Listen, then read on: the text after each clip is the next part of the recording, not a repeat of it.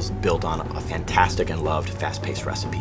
It's got the fantastic multiplayer gameplay that our fans expect, a rich new universe, a solo campaign, and a phenomenally exciting new mechanic in the game called Build and Battle, a system that allows players to build structures dynamically on the fly and make the battlefield play the way they want to play at that time.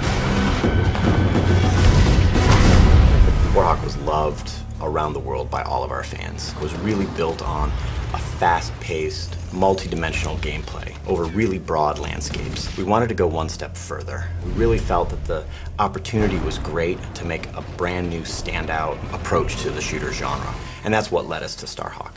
In Starhawk, the universe is in the future, in the distant reaches of the galaxy, a place we call the frontier, a set of human colonies that have been built up over a number of years, really kind of fueled by what we call the rush, kind of our gold rush analog for rift energy. As these rifters, which is our short term for rift miners, were mining rift energy, they found that it was incredibly potent. But exposure to rift energy causes them to become infected. The rift energy permeates their body, their mind, their skeleton, and they end up becoming enraged, hell-bent to protect the rifts from the rifters. And that's one of the factions in our game, the Outcast. And they form these roaming war bands that go from corner to corner in the frontier, all the distant colonies.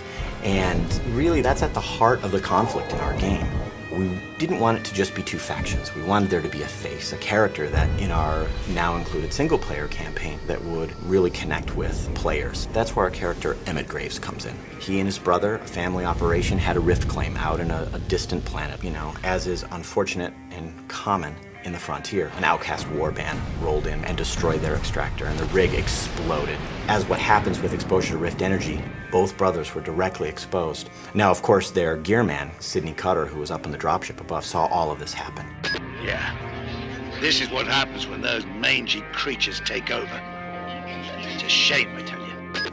Cutter was able to modify some of his equipment to create this regulator device, and this horrible procedure implanted it directly into Emmett's spine. It's almost a curse. It's incredibly painful for Emmett. And now he bears the mark, the brand of an outcast warrior. And he became outcast himself. And so Emmett ended up being a hired gun, like a gunslinger, protecting claims, going to colonies that were being attacked by outcast warbands. Anybody that comes out here has a plan or a problem.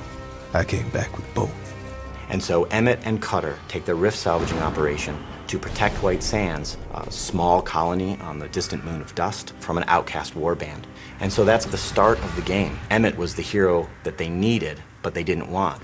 And not only is that conflict at the core of the game's story and fiction and universe, but it's actually core to our exciting new system in the game called Build and Battle. We decided to say, all right, what if the battlefield was just the landscape?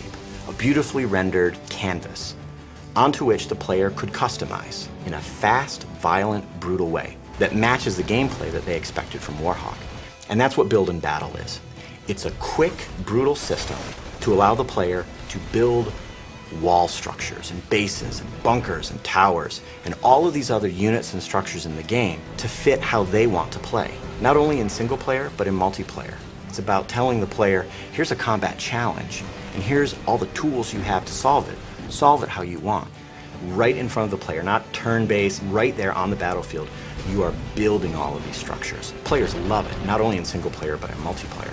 It's as fast-paced and as quick and as brutal as pulling the trigger on a weapon. That's what we wanted. We didn't want players to have to really manage anything. And another fantastic thing about Build and Battle is that all the buildings are destructible. And the firefights evolve from there. Buildings are destroyed, buildings are rebuilt. That freedom, that potential gameplay takes the great multiplayer recipe we had from Warhawk and just extends it. Starhawk is the spiritual successor to Warhawk, but it's the Build and Battle system which really sweetens up the whole game. The team and I are just crazy proud of it. It not only gives you a fantastic, infinitely replayable solo experience, but the changes that it does to the online multiplayer experience is remarkable. And I think players are not going to expect that, but once they get it, they'll want it all the time.